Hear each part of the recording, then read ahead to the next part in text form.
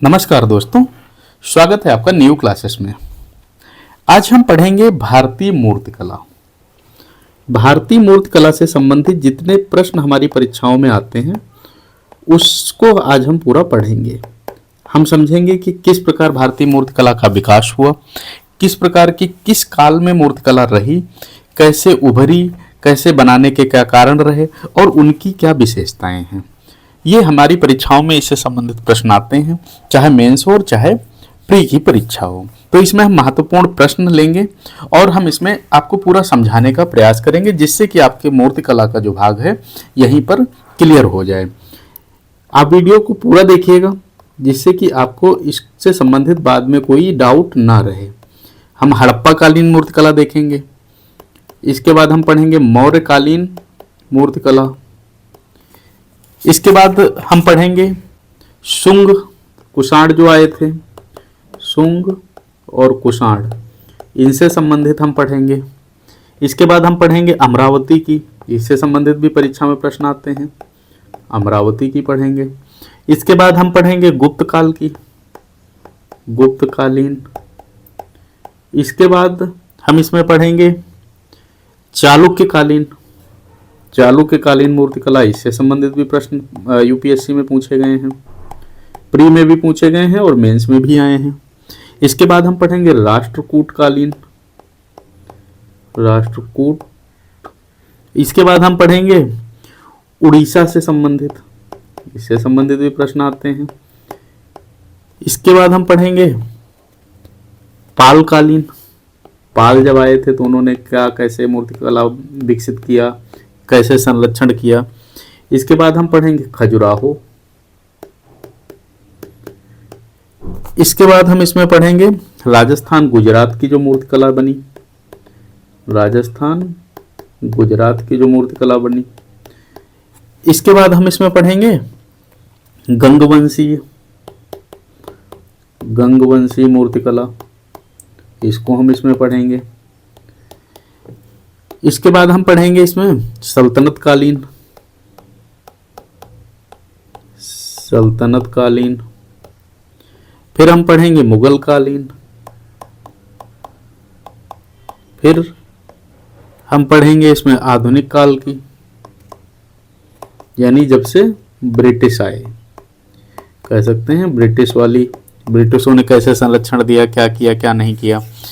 इस प्रकार हम इसको पूरा पढ़ेंगे। हमारी कोशिश ये रहेगी कि जो परीक्षाओं में प्रश्न आते हैं वो हम इन कंप्लीट करें। जो हमारी इसके अलावा मेंस में भी कई बार इससे संबंधित प्रश्न आ जाते हैं, वो हम कंप्लीट करें। यानी पूरा वीडियो अगर आप देख लेंगे मैराथन का ये, तो आपको चित्रकला से संबंधित कोई परेशानी नहीं होगी।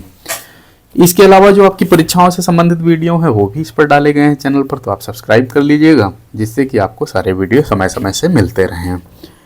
आपको बिल्कुल समझाने का हमारा प्रयास रहेगा। देखिए, नोट्स तो आपके पास ऑलरेडी होंगे, पूरे वर्ष आप लोग नोट्स ही इकट्ठे करते हैं। इसके अलावा टेलीग्राम चैनल पर भी मिल जाएंगे, लेकिन अगर आप समझ जाएंगे, मेरी देखो एक मानना ये है कि यदि आप समझ गए सही से, फिर आप उसको अपने तरीके से भी लिख सकते हैं। रटा नहीं जा सकता है इतिहास, कभी भी रटा नहीं जा सकता है, इतिहास को केवल समझा जाता है। तो सबसे पहले हम इसमें पढ़ेंगे हड़प्पा कालीन,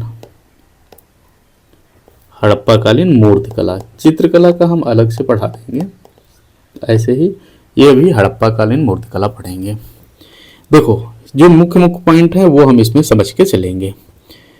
हड़प्पा सभ्यता में एक चीज आप मानो, हड़प्पा सभ्यता में मृण मूर्ति, इसको मृण मूर्ति एक शब्द आया है जिसको हम कहते हैं मिट्टी की मूर्ति। ठीक है, अगर कहीं मृण मूर्ति लिखा हो तो हमें कंफ्यूज नहीं होना है। मृण मूर्ति यानी मिट्टी की मूर्ति।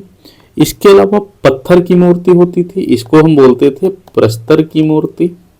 इसके अलावा होती थी इसमें धातु की मूर्ति। ये तीनों मूर्तियां बनाई जाती थी, मिली हैं। ये तीनों प्रकार की मूर्तियां हड़प्पा काल में मिलती थी। अब देखो, मिट्टी की जो मूर्ति होती थी, मिट्टी की मूर्ति वो होती थी लाल मिट्टी से बनती थी। ये पूछा गया था कि किस मिट्टी से होती थी।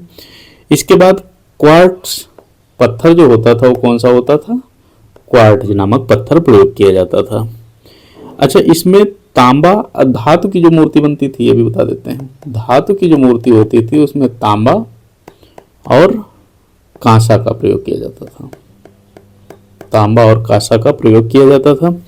इसके अलावा हम इसमें क्या क्या मिला है हमें, सेलखड़ी पत्थर, ये भी आपने पढ़ा होगा, ये शब्द जरूर पढ़ा होगा, हमने भी पढ़ाया है। सेलखड़ी पत्थर से जो बनी मूर्ति है ये मोहनजोदड़ो में मिली है, मोहनजोदड़ो में मिली है। और ये योगी मूर्ति है, योगी मूर्ति है।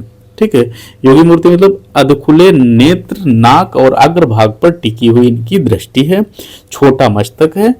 ये बताता है कि उस समय इनकी जो मूर्ति कला थी वो काफी विकसित थी। इसके बाद इससे संबंध में और एक दो फैक्ट देख लेते हैं। देखो, हड़प्पा में ही मतलब दायमाबाद में, उसी काल की बात है। दायमाबाद कहाँ पड़ेगा, महाराष्ट्र। ये पूछा गया था एक परीक्षा में, दायमाबाद कहाँ पड़ता, महाराष्ट्र में। यहाँ से एक बैलगाड़ी हमें मिली है, बैलगाड़ी मिली है। और ये बैलगाड़ी, इसको चलाते हुए इसका चालक भी दिखाया गया है। ठीक है, तो ये बात, ये इससे पता चलता है कि ये मूर्तिकला यानी ऐसी मूर्तियां भी बनाई जाती थी उस समय। अच्छा, मातृ देवी की मूर्ति, मातृ देवी की मूर्ति है, खिलौना है। और कुबड़ वाला सांड, कुबड़ वाला सांड जो है ये बताता है कि उस समय मूर्तिकला जो थी वो काफी प्रचलित थी। हड़प्पा में यानी मूर्तिकला पत्थर से मूर्ति बनती थी, धातु से बनती थी और मिट्टी से बनती थी। और इसमें अलग अलग शेप में चीजें बनाई जाती थी, अलग अलग शेप की चीजें बनती थी। इसलिए इस समय कहा जा सकता है कि मूर्तिकला उस समय अच्छी थी और विकसित थी। ठीक है, ये बात आपको बैलगाड़ी वाली तो याद रखनी है। इसके बाद आता है मौर्यकालीन मूर्तिकला। मौर्यकालीन मूर्तिकला, इसको समझते हैं क्या था क्या नहीं था, हमारी परीक्षा के लिए क्या महत्वपूर्ण है। देखो, चमकदार पालिश, सबसे पहला जो इसमें शब्द आएगा वो है चमकदार पालिश। इनकी जो मूर्तियां थी हड़प्पा काल में वो इतनी ज्यादा फिनिशिंग वाली नहीं थी। मौर्य काल में क्या आता है, मौर्य काल में होता है मूर्ति की भावा व्यक्ति, एक काष्म पत्थर द्वारा निर्मित पाषाण स्तंभ और शिखर इसमें बनाए जाते थे। जैसे क्या होता है, इन्होंने स्तंभ बनाए, मूर्तियां बनाई, तो वो कोई ना कोई भाव प्रकट करती थी, चाहे वो मुद्रा, भाव मतलब मुद्रा, जैसे ध्यान मुद्रा में बैठी, किसी को देखते हुए, किसी को कुछ करते हुए, ऐसे भाव में मुद्राएं जो थी वो दिखाई गई हैं। और ये मौर्यकालीन सभ्यता की, जो मौर्यकालीन मूर्तिकला की ये विशेषता है। इसमें मिट्टी और पत्थर की मूर्ति मिली है, मिट्टी और पत्थर की मूर्ति मिली है, जबकि धातु की कोई मूर्ति नहीं मिली है। ये एक महत्वपूर्ण पॉइंट हमारे लिए है कि धातु की मूर्ति इस समय कोई नहीं मिली थी। अच्छा, मूर्तियों का जो निर्माण होता था, नए पेज पर बताते हैं। इसमें जो मूर्तियों का निर्माण होता था वो चिपकवा विधि से होता था। चिपकवा विधि, प्रश्न क्या आया था कि चिपकवा विधि क्या है, किससे संबंधित है, मतलब मौर्य काल से संबंधित है। मूर्तियों का निर्माण इस विधि से होता था। इनका मतलब क्या है कि ये सांचे में ढालकर बनाई गई मूर्तियां, सांचे में ढालकर बनाई गई मूर्तियां। तो ये विधि जो थी ये मौर्य काल में इस्तेमाल की जाती थी। अच्छा, इनमें और एक चीज देखो, चुनार का बलुआ पत्थर है और चिल्तीदार लाल पत्थर, ये दो इस्तेमाल हुए हैं। चुनार का बलुआ पत्थर और चित्तीदार लाल पत्थर इसमें प्रयोग किए गए हैं।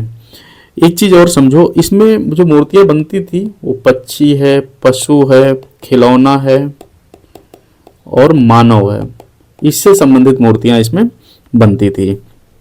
इनकी जो मूर्तियां कहाँ से मिली हैं, ज्यादातर मूर्तियां पाटलिपुत्र, वैशाली, तक्षशिला, मथुरा, कौशाम्बी, इन जगहों से इनकी मूर्तियां ज्यादातर मिली हैं।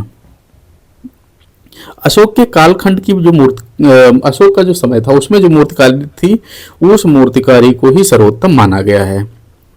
अच्छा, इसमें एक पारखम जगह पड़ती है, पारखम यूपी में पड़ता है ये। तो इसमें 7.5 फीट ऊंची मूर्ति मिली है पुरुष की। दिगंबर प्रतिमा है। और इसके बाद दीदारगंज में यक्षिणी मूर्ति मिली है, जो कि इनकी कला को बहुत अच्छा बताती है। यक्षिणी मूर्ति कहाँ मिली है? दीदारगंज में मिली है, बिहार में पड़ता है ये भी आपसे एक बार पूछा गया है कि ये दीदारगंज की मूर्ति कहाँ मिली है और किससे संबंधित है। इसके बाद इसमें आता है सारनाथ के स्तंभ पर जैसे 4 शेर बने हुए हैं, वो भी तो आकृति ही है ना। सारनाथ के स्तंभ पर जो शेर बने हैं, आकृतियां बनी हैं, वो भी एक अच्छी चित्रकारी कही जा सकती है। जो राष्ट्रीय चिन्ह हमारा है वो भी एक अच्छी चित्रकारी या मूर्तिकला कही जा सकती है। तो इस प्रकार मौर्य काल में ऐसी ऐसी चित्रकला बनाई गई है जो बाद में बहुत ज़्यादा देखने को मिली है और सामने आई है। मौर्य काल को कह सकते हैं कि अच्छी चित्रकला के लिए जाना जाता था। हड़प्पा में क्या था? चित्रकला तो थी लेकिन इतनी फिनिशिंग नहीं थी। ऐसी कोई वस्तु नहीं मिली है जो बहुत ज़्यादा फिनिशिंग वाली हो या बहुत ज़्यादा अच्छी हो, जबकि वो धातु की वस्तुएं भी बनाते थे। अब हम देखते हैं कुषाण यानी शुंग कालीन की मूर्तिकला। इसमें क्या होता है कि इनकी मूर्तिकला शैली जो है वो प्रतीकात्मक थी।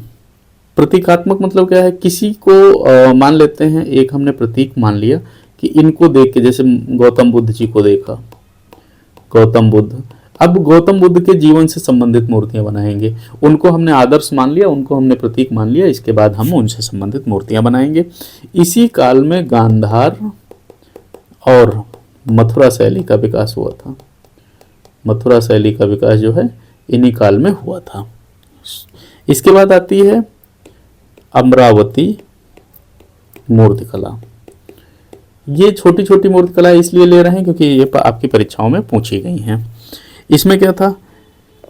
सबसे पहली चीज अमरावती में विकसित हुई है तो अमरावती कही गई है। अमरावती पड़ता कहाँ है? दक्षिण भारत में कृष्णा नदी के किनारे। कृष्णा नदी के किनारे गुंटूर जिला पड़ेगा। गुंटूर जिला आंध्र प्रदेश के पास स्थित है और आंध्र प्रदेश की ये नई अभी जल्दी में राजधानी भी बनाई गई है। सातवाहन काल जो है, सातवाहन काल आपने पढ़ा होगा। सातवाहन काल जो है इनमें द्वितीय शताब्दी में इस शैली का उदय हुआ है। इस शैली में धार्मिक विषय वस्तु पर मूर्तियों का निर्माण हुआ है। इन्होंने जो मूर्तियां बनाई हैं वो धार्मिक विषयों पर बनाई हैं। यानी हम इसमें कह सकते हैं बुद्ध के चचेरे भाई जो थे ना, देवदत्त, उसकी मूर्ति मिली है। पागल हाथी की मूर्ति मिली है, जो कि ये बता रही, नीलगिरी में जो पागल हाथी की मूर्ति यानी प्रसंग आपने सुना होगा, उसका दृश्य उकेरा गया है। और इसमें बताया गया है कि स्तूप बहुत ज़्यादा बनाए गए थे, जो कि अभी भी बहुत ज़्यादा मशहूर हैं। तो इस प्रकार अमरावती की जो चित्रकला है वो किसी को प्रतीक बना के मान के तब बनाई गई है। इसके बाद आती है गुप्तकालीन मूर्तिकला, बहुत इंपॉर्टेंट है। गुप्त काल में क्या होता है? तीनों धर्म जैसे जो थे ना अपने, तीनों, बौद्ध था, जैन था और हिंदू था, ये तीनों धर्म, इसमें इनकी मूर्तियां बनाई गई हैं। अच्छा, इनके जो केंद्र थे वो थे सारनाथ, मथुरा और पाटलिपुत्र, ये इनके केंद्र थे। इसमें क्या होता था? बहुत ज़्यादा मूर्तियां देखने को मिली हैं, बहुत ज़्यादा मूर्तियां मिली हैं। सारनाथ से ही हमें जो धर्मचक्र प्रवर्तन वाली मूर्ति मिली है, धर्मचक्र प्रवर्तन आपने सुना होगा, वो हमें सारनाथ से ही मिली है, ये मुद्रा की मूर्ति। ठीक है। सुल्तानगंज बिहार से हमें मूर्ति मिली है, बुद्ध जी की मिली है, काफ़ी पुरानी। अच्छा, इसमें और क्या हुआ है कि भगवानों की, जैसे कहते हैं ना, इंद्र की मूर्ति बनना शुरू हुई, सूर्य की बनना शुरू हुई, कुबेर की बनना शुरू हुई। इस प्रकार हम कह सकते हैं कि इसमें धार्मिक आस्थाओं पर भी मूर्तियां बनने लगी हैं। इसमें बाहुबली की मूर्तियां भी बननी शुरू हुई, जैसे जैन धर्म में जो बाहुबली आपने सुना होगा पूजनीय थे, तो उनकी भी मूर्तियां इसमें बनना शुरू हुई। यानी कुल मिला के हम कह सकते हैं इनके टाइम में सब धर्मों से संबंधित मूर्तियां बनने लगी, देवी देवताओं की भी मूर्तियां बनने लगी। दशावतार की जो मान्यता है कि 10 अवतार भगवान के हैं, ये गुप्त काल की ही देन है, ये गुप्त काल में ही शुरू हुआ। ये प्रश्न आप में पूछा गया था, इसलिए आपके लिए महत्वपूर्ण रहने वाला है। एलोरा की मूर्तियां जैसे खजुराहो, देवगढ़ आदि जगहों पर विष्णु के 10 अवतारों के मूर्ति को दिखाया गया है।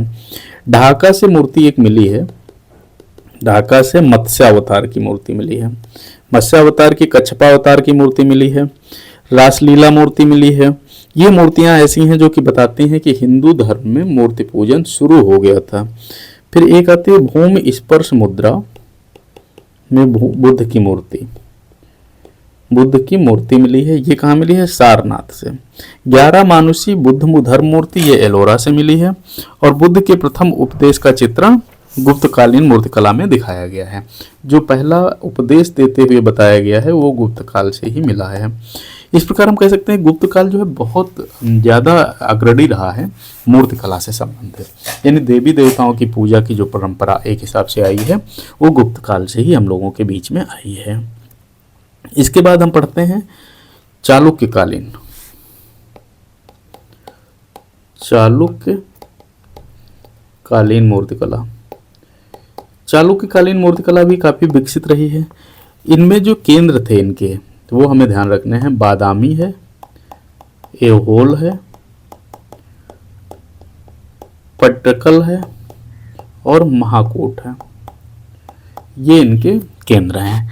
चालुक्य मूर्तियों में क्या है? बलिष्ठ और विशालकाय दिखाया गया है इनको, और अंग प्रत्यंग समानुपातिक, ये नहीं कह सकते पूरी बैलेंस मूर्ति, जैसे सर अगर इतना है तो हाथ पैर ऐसे होने चाहिए, जो ऐसा मतलब पूरा एक बैलेंस में इनकी मूर्ति बनाई जाती थी। इसमें बादामी में जो मुख्य है हमारे लिए वो हम देखते हैं। बादामी में नटराज की 18 हाथों की मूर्ति मिली है, नटराज की, ठीक है। विष्णु की त्रिविक्रम से स्वरूप की मूर्ति मिली है। और इसमें और क्या है कि ऐहोल की मूर्तियों में अलंकारित अंकनों से विशेष कुशलता दिखाई गई है। ऐहोल में जो है दुर्गा मंदिर मिला है, ऐहोल में दुर्गा मंदिर मिला है, दुर्गा मंदिर हमें मिला है। इसके बाद महाकूटेश्वर मंदिर, ये मिला है हमें अर्धनारेश्वर और हरिहर की मूर्तियों में। विशेष रूप से जो चीजें दिखाई गई हैं वो हैं भगवान को अलंकृत करके दिखाना, यानी भगवान को तो बनाया गया है, गुप्त काल में बना दिया गया था, फिर उस पर आभूषण उनको पूरी तरीके से दिखाना कि हाँ इनका क्या रूप होगा, कौन से रौद्र रूप में कैसे होंगे, ये सारी चीजें उसमें दिखाई गई हैं। इसके बाद जो अगली आती है वो है राष्ट्रकूटकालीन, राष्ट्रकूटकालीन मूर्तिकला। इसमें क्या था? इसमें है कि एलोरा, एलिफेंटा और कन्हेरी में मूर्ति शिल्प का काम हुआ है। एलोरा, एलिफेंटा और कन्हेरी, इसमें मूर्ति शिल्प का काम हुआ है। अब इसमें शिव के विविध रूप को दिखाया गया है। इनकी मूर्तियों का जो मेन विषय है वो शंकर जी हैं, शिव हैं। इसके अलावा हमें इसमें विष्णु और सूर्य, इन सब की भी मूर्तियां देखने को मिलती हैं और बौद्ध शिल्प के उदाहरण मिलते हैं। मूर्तियों में वस्त्र कम लेकिन आभूषण अधिक पहनाए गए हैं। इनकी ये विशेषता है कि वस्त्र तो कम है, बाकी जो मूर्ति पूरी ढकी है वो आभूषण से ढकी हुई आपको मिलेगी। इसके बाद आती है उड़ीसा की कला, उड़ीसा की मूर्तिकला। उड़ीसा की मूर्तिकला ये आपकी सारी परीक्षाओं में पूछने वाली हैं, इसलिए हम आपको ये समझा रहे हैं, पढ़ा रहे हैं। आप अगर सही से पढ़ लोगे तो उम्मीद है कि चीज़ें आपकी क्लियर हो जाएंगी यहीं पर। उड़ीसा में क्या था भाई? उड़ीसा जो है कह सकते हैं कि मुख्य केंद्र था एक समय पर मूर्तिकला का। बहुत बड़ी अच्छी अच्छी मूर्तियां वहाँ पर थी। जैसे पुरी में जगन्नाथ जी का मंदिर, पुरी में जगन्नाथ जी का मंदिर है। भुवनेश्वर में लिंगराज का मंदिर है, ठीक है। कोणार्क में सूर्य मंदिर है, सूर्य मंदिर है। ये अब इनकी विशेषता क्या होती थी? हम ये कह सकते हैं कि इनकी बहुत बड़े बड़े मंदिर इनके होते थे, जो कि पूरे चारों तरफ देवताओं से भी सजे होते थे। जैसे आप कह सकते हो कि सूर्य की प्रतिमा जैसे जहां पर है वहां पर अरुण भी है, ज्योतिष के आपको वहां पर मिल जाएंगे भाव, नवग्रह है, युद्ध दरबार है, ये सारी चीज़ें वहाँ पर बनाई जाती हैं। यानी टोटल 24 चीज़ें और बनाई गई हैं अगर सूर्य मंदिर की ही बात करें। यानी इनमें क्या होता था, विशेषता क्या थी कि मुख्य में तो जिनका मंदिर है उनका बनाया गया है, और भी सहायक में सारे देवताओं को कहीं न कहीं से रखा जाता था, दिखाया जाता था। और इनमें एक एक पथ बना होता था कि आप आराम से यहाँ पर जा सकते हैं और इनकी मूर्तियों को हमें देखने को एक साथ में मिलता था। इसके बाद आती है पालकालीन। पाल में क्या क्या था, पाल में कुछ ही चीजें थी। पाल युग में देखो जैसे बौद्ध है, और लोग केतेश्वर है, हारीत है, ये मूर्तियां बनी थी इसमें पाल में। इसमें सारनाथ का प्रभाव भी दिखा है, पाल की मूर्तियों में जो है सारनाथ का प्रभाव भी दिखा है, सारनाथ मूर्तिकला का। ठीक है, पत्थरों को मुलायम किया जाता था, यानी मुलायम पत्थर प्रयोग किया जाता था, और इसमें सूक्ष्मता से चीजें उकेरी जाती थी। पत्थर में ही, कोई पत्थर है उसमें ही चीजें तराशी जाती थी, यानी किसी भी देवता को बनाया जाता था। पाल मूर्तियां जो है लेख युक्त है। अब इनकी मूर्तियों में एक खासियत और थी, उसमें तारीख भी पड़ी होती थी, यानी बनाने का समय भी पड़ा होता था, जिससे कि हम ये समझ सकते हैं कि पाल मूर्तियां कितनी ज़्यादा तब तक कह सकते हैं कि आगे आ चुकी थी, यानी उभर चुकी थी। इसके बाद आता है कि इनमें हम तंत्र वगैरह भी देखते हैं। पाल मूर्तियों में हमें तंत्र भी देखने को मिलता है, तांत्रिक की मूर्तियाँ, तांत्रिक के लिए जो भी होता है तो वो भी मूर्तियाँ देखने को मिलती हैं। इसके बाद आते हैं खजुराहो की मूर्ति। इसमें क्या होता था, देखो समय क्या था, 9 से 12वीं सदी, ये उत्कर्ष काल माना जाता है। इनमें मंदिर जो होते थे खजुराहो में, उनकी दीवारों पर गर्भगृह या शिखर, इन सब पर मूर्तियां बनी होती। जैसे मान लो आप, ये दीवार है आपकी जो मंदिर की तरफ जा रही है, तो इसमें भी मूर्तियां बनी थी, इसमें भी पत्थर में मूर्तियां कटी हुई बनी थी। तो इस प्रकार कह सकते हैं कि इसमें बहुत ज़्यादा मूर्तियां बनाई गई थी। और इसमें एक शब्द है ब्याल, जो आपकी परीक्षा में पूछा गया था। तो ब्याल की मूर्ति जो है वो है कल्पित पशु से संबंधित, और ये बहुत ज़्यादा मशहूर थी खजुराहो की मूर्तिकला को लेके। इसमें रति क्रिया वाले भी आपको बहुत सारी मूर्तियां मिल जाती हैं। तो ये खजुराहो की मूर्तियां जो है वो आप अब भी देख सकते हो, बहुत ज़्यादा मशहूर हैं, बहुत ज़्यादा फेमस हैं इन चीज़ों में अपनी कलाकारी को लेके।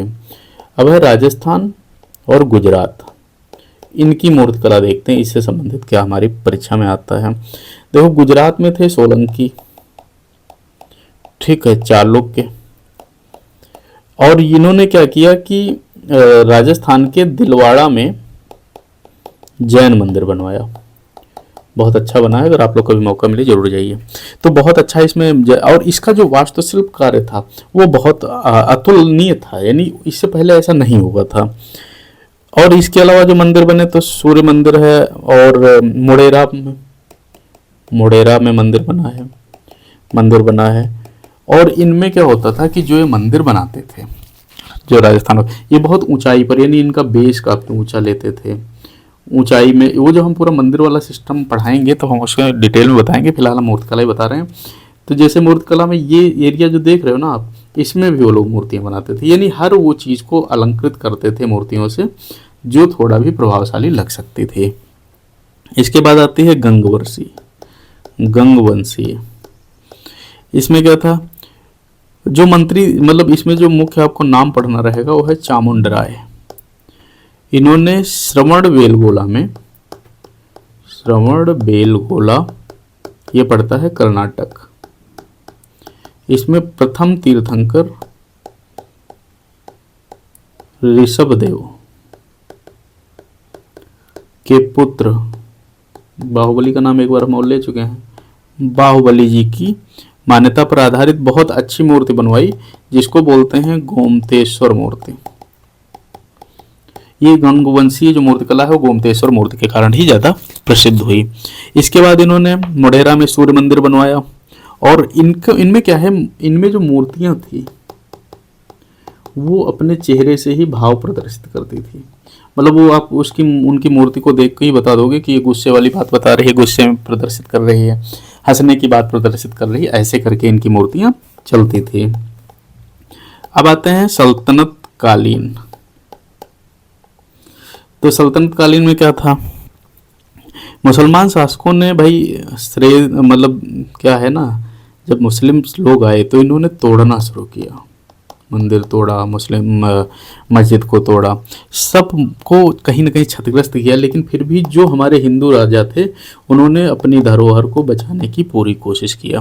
तो सल्तनत काल में कोई हम खास मूर्तिकला का तो हमें मिलता नहीं है। लेकिन परीक्षा में आपसे इसमें पूछा जाता है कि सल्तनत काल में मूर्तिकला को संरक्षण दिया गया था, तो आपको उसमें बताएंगे नहीं, उसमें नहीं दिया गया था। फिर आते हैं मुगल काल में। तो मुगल काल में कह सकते हैं कि बहुत संरक्षण तो नहीं मिला है, लेकिन जो स्थानीय राजा थे उन्होंने मूर्तियां बनवाई हैं। और मूर्तियां उन्होंने कैसे बनवाई हैं, जैसे हाथी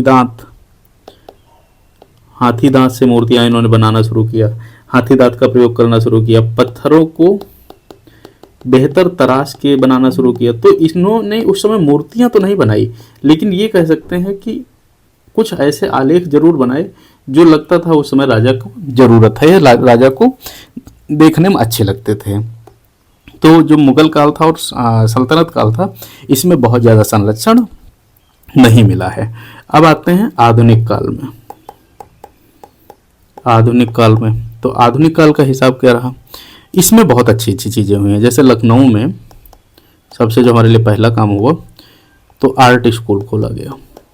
अब तक क्या था, जो मूर्तिकला यानी लोग बनाते थे वो लोग अपने हिसाब से बनाते थे, मतलब उनका कोई प्रशिक्षण देने का स्कूल या संस्थान नहीं थे, ऐसी जगह नहीं थी जहाँ से प्रशिक्षण ले सकें। आधुनिक काल में क्या हुआ कि यदि आपका इस काम में इंटरेस्ट है तो आपको इसमें प्रशिक्षण दिया जाएगा। इसके बाद बंगाल, मुंबई, जयपुर, इन सब में भी धीरे धीरे स्कूल खोले गए। इसमें स्मारक बनाए गए, मूर्तियों में नई नई कलाकारियाँ की गई, उनके भाव को अच्छे से दिखाया गया, यानी भावनात्मक मूर्तियाँ तो यहाँ भी रही। और बहुत ज़्यादा मूर्तियों की संख्या हो गई, यानी बहुत ज़्यादा उसमें इमेजिनेशन भी आने लगी। मुख्य केंद्र इनके टाइम में क्या थे, जैसे मद्रास था, तंजौर था, मुंबई, भुज और वाराणसी। हम ये कह सकते हैं कि जो गुप्त काल हमने पढ़ा था, तो गुप्त काल में मूर्तियों का तो विकास हुआ है, लेकिन वो मूर्तियाँ किसी प्रशिक्षण के माध्यम से नहीं बनी। हालांकि बनी बहुत बढ़िया है, वैसी मूर्तियाँ अब इतना जल्दी नहीं बन सकती हैं। अब मूर्तिकला का ही समय मान लो, याद करो, बस ये है उसमें स्किल्स आ गई है, उस हिसाब से मूर्तियाँ बनने लगी हैं। और दूसरी चीज़ क्या है कि इसमें अब बहुत ज़्यादा प्रयोग किए जाने लगे हैं धातुएं, जैसे धातु का प्रयोग होने लगा, सोने की भी मूर्तियाँ बनने लगीं और चांदी की मूर्तियाँ बनने लगीं, यानी ऐसी मूर्तियाँ भी बनने लगीं। और इन मूर्तियों का अलग से कह सकते हैं कि विकास हुआ और मूर्तिकला काफ़ी ज़्यादा विकसित हुई, जो अब भी चल रही है। तो ये हमारे लिए मूर्तिकला से संबंधित टॉपिक था, जो कि हमारी परीक्षाओं में आता है। उम्मीद है आपको पसंद आया होगा। वीडियो आप लाइक करिएगा, सब्सक्राइब करिएगा चैनल को, जिससे कि आने वाले वीडियो आपको समय से मिलते रहें।